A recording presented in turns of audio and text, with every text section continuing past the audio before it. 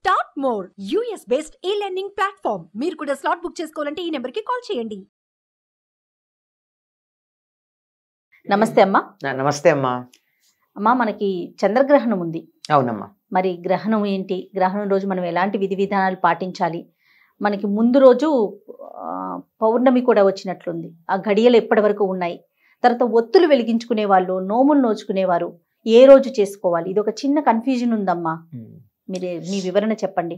అసలు నిజం చెప్పాలంటేనమ్మా, ఇట్లాంటి వాటన్నింటికి ప్రతి వాళ్ళకి వాళ్ళకు పురోహితుడు ఉంటారు కదమ్మా. అవును. వాళ్ళు ఏం చెప్తే అది పాటించేస్తే సరిపోతుంది. కానీ ఇప్పుడు మనకి ఇవన్నీ సోషల్ మీడియా పుణ్యం అవన్నీ బాగా తెలిసి సందేహాలు వస్తున్నాయి. కాకపోతే వీటి గురించి కొంత వివరం గనక మనం తెలుసుకున్నట్టయితే మనకే స్పష్టత వచ్చేస్తుంది.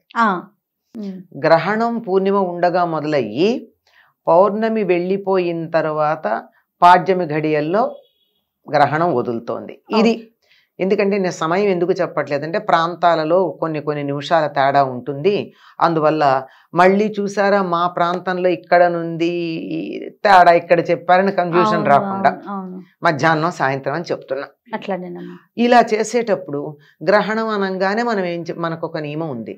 గ్రహణ సమయానికన్నా కనీసం 3 గంటల ముందు, కనీసం పెద్దవాళ్ళు అయితే సంప్రదాయం తెలిసిన 6 గంటలు లెక్క పెట్టుకుంటారు.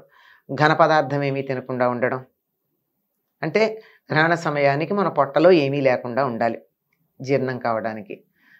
గ్రహణం పట్టంగానే స్నానం చేయడం, గ్రహణం వదిలాక స్నానం చేయడం, చేసి ఇల్లు అవి కడుక్కుని అప్పుడు దేవుళ్ళను కూడా పులికాపు చేసుకుని పూజలు చేసుకుని అప్పుడు వంట చేసుకోవడం, ఇట్లాంటి పద్ధతులు గ్రహణాలన్నిటికీ పాటిస్తారు. దీనికి కూడా కారణం ఉంది. ఆ సమయంలో వెలువడేటటువంటి ఆ కిరణాల ప్రభావం పదార్థాల మీద ఉంటుందని వాటి మీద దర్భలు వేసి చేస్తారు. అయితే ఈ సంవత్సరం ఏం జరిగింది అంటే కార్తీక పూర్ణిమ సమయానికి వచ్చింది. అది ఈ కార్తీక పూర్ణిమ సమయానికి వచ్చేటప్పటికి సాయంత్రం దీపాలు వెలిగించుకునేటటువంటి వాళ్ళు ఎప్పుడు వెలిగించుకోవాలి అని సందేహం వచ్చింది. అది కదా సమస్య. అయితే పౌర్ణమి సంబంధించిన నోములు ఉన్న వాళ్ళు ఎవరైతే ఉన్నారో వాళ్ళు ఈ 33 పున్నముల నోము కావచ్చు, జీవితాంతం ప్రతి పూర్ణిమకి నోము పట్టేటటువంటి వాళ్ళు ఉన్నారు. కొన్ని కుటుంబాల్లో పౌర్ణమి అంటే తప్పనిసరిగా ఉపవాసం చేయాలి. ఆ కుటుంబంలో అది ఒక పద్ధతి. అట్లా ఉండేవాళ్ళు ఎవరైతే ఉన్నారో వాళ్ళకు ఒకటే నియమం ఉంది. ఎప్పుడైనా సరే, ఈ రోజని కాదు ఏ రోజైనా సరే, దానికి ఏం చెప్తారంటే పల్లెల్లో వాళ్ళ భాషలో చెప్తున్నా, రాత్రి గల పున్నమి అన్నారు. పున్నమి రాత్రిని చూసుకోవాలి. అంటే సూర్యాస్తమయం నుంచి సూర్యోదయం దాకా రాత్రి అంతా పూర్ణిమ ఎప్పుడు ఉంటే ఆ రోజు ఆ పూర్ణిమని నోము. 33 పౌర్ణములు నోము అదంతా ఎప్పుడు చేస్తారు? ఈ సాయంకాలం చంద్రుణ్ణి చూస్తూ చేసేటటువంటి నోములు ఇవి కనుక సాయంకాలం సూర్యాస్తమయం తర్వాత చేసుకుంటారు. అప్పుడు పూర్ణిమ ఘడియలు ఉండేటటువంటివి. అందుకని అట్లా చేసుకునే నియమాలు ఉన్న వాళ్ళందరూ కూడా 7వ తారీఖే పూర్ణిమ పూర్తిగా ఉంది కనుక ఆ రోజు చేసుకోవాలి. కానీ సాయంకాలం 8వ తారీఖు సూర్యాస్తమయ సమయానికి పౌర్ణమి లేదు, అంతకు ముందే లేదు, సాయంకాలానికే పౌర్ణమి వెళ్ళిపోయింది. కానీ చిత్రం ఏమిటంటే పౌర్ణమి వెళ్ళిపోయాక కూడా చంద్రగ్రహణం కొనసాగింది. అది కారణం ఏమిటంటే ప్రాంతాలు తేడా కదమ్మా. దానివల్ల అదొకటి ఉంది. అందువల్ల ఏదో చంద్రాస్తమయ రాహుగ్రస్త గ్రహణం అని ఏదో అంటారు దీన్ని. అంటే చంద్రుడు పౌర్ణిమ అయిపోయిన తర్వాత కూడా అది కొనసాగినటువంటి, అంటే అస్తమయ సమయానికి అట్లా ఉన్నదనేదో. అటువంటప్పుడు ఇంకా పౌర్ణమి ఘడియలు లేవు చంద్రుడు ఉదయించే సమయానికి.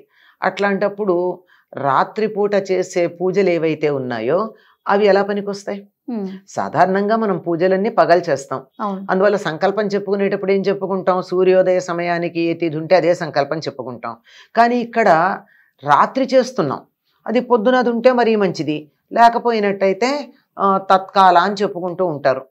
7వ తారీఖు చెప్పుకోవాలంటే కార్తీక బహుళ చతుర్దశి తత్కాల పూర్ణిమ అని చెప్పుకోవాలి. అంటే ఉదయం చతుర్దశి ఉంది, ఇప్పుడు మేము పూజ చేసేటటువంటి సమయానికి పూర్ణిమ వచ్చేసింది అని చెప్పుకుంటారు. కనుక అట్లాంటివి చేసుకునేటటువంటి వాళ్ళు 7వ తారీఖే చేసుకోవాలి. రాత్రిపూట కళ్యాణాలు చేసేది ఉంది కార్తీక పూర్ణిమకి. ఎవరికి? రాధా గోవింద కళ్యాణం అని చేస్తారు. రాధాదేవికి కృష్ణుడికి. కొంతమంది ద్వాదశి నాడు, క్షీరాబ్ది ద్వాదశి నాడు తులసి కళ్యాణం చేయడం కుదరని వాళ్ళు కూడా ఈరోజు తులసి దామోదర కళ్యాణం చేస్తారు. ఇవి చేసేది మాత్రం సాయంత్రం చంద్రుడు ఉండగా చేయాల్సింది గనక చంద్రుడు ఉన్నప్పుడే చేయాలి. చంద్రుడు పౌర్ణిమ ఎప్పుడుంది అప్పుడే చేయాలి, అది లెక్క. కానీ ఉదయం పూట సంకల్పం చెప్పుకుని చేసుకునే పూజలు అవి మాత్రం 8వ తారీఖు ఉదయం పూర్ణిమ సంకల్పం చెప్పుకోవాలి. మిగిలిన గ్రహణ నియమాలు అందరికీ తెలుసు. ఆహారం కానీ, స్నానం కానీ, జపము, తపము, ఇత్యాదులు, పట్టు అవన్నీ ఉన్నాయి కదా. ఇవన్నీ యథాప్రకారంగా ఉంటాయి. 8వ తారీఖు సాయంత్రం గ్రహణం అయిన తర్వాత స్నానం చేసి, విడుపు స్నానం చేసి, దేవుళ్ళని పులికాపు చేసుకుని, పులికాపన పదమే వాడతాం. అంటే కొంచెం చింతపండు నిమ్మకాయో పెట్టి పుల్లగా ఉండి, ఇత్తడి ఉండేవి గనక పూర్వకాలం, అది లెక్క. అలా వాటన్నిటిని శుభ్రం చేసుకుని, వాటికి అలంకారాలు చేసుకుని, దీపం పెట్టుకుని, పూజ చేసుకుని, అప్పుడే వంట కూడా అప్పుడే చేసుకుని తింటారు. అంతకు ముందు ఉన్నది తినరు. ఇది చేయాల్సిన పని. ఇంకా ఏదన్నా వ్రతాలు లాంటివి ఏమన్నా ఉంటే ఆ తర్వాత చేసుకోవాలి. కానీ దీపాలు పెట్టుకోవచ్చు. దీపం అయిపోయిందిగా గ్రహణం.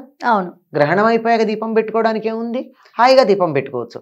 కాకపోతే ఈనాడు కొంతమంది 365 ఒత్తులు వెలిగించే పద్ధతి ఉంది కదా. అవును, అంటే ఎప్పుడన్నా ఒకరోజు మనం దీపం పెట్టలేకపోవచ్చు. పైగా పూర్వకాలం పద్ధతిలో మగవాళ్లే దీపాలు పెట్టేవారు. అదే కదా పద్ధతి. అవును. ఇప్పుడు మళ్ళీ పాతకాలం గురించి మాట్లాడుతుంటే ఆడవాళ్ళు ఎలా ఉండాలో చెప్పుకుంటున్నాం కానీ మగవాళ్ళు ఎలా ఉండాలో చెప్పుకోవటం లేదు కదా. అవునమ్మా. అలా చెప్పుకోవాల్సి వస్తే పూజ చేయాల్సింది, దీపం పెట్టాల్సింది మగవాళ్లేగా. అవును. మరి ఆడవాళ్ళు పెట్టలేదుగా, వీళ్ళకి దీపం పెట్టిన పుణ్యం కావాలా అంటే 365 ఒత్తుల్ని ఒక కార్తీక పూర్ణిమ నాడు తులసి దగ్గర వెలిగించినట్టయితే ఆ పుణ్యం ప్రతిరోజు దేవుడి దగ్గర దీపం పెట్టిన పుణ్యం దక్కుతుంది అని.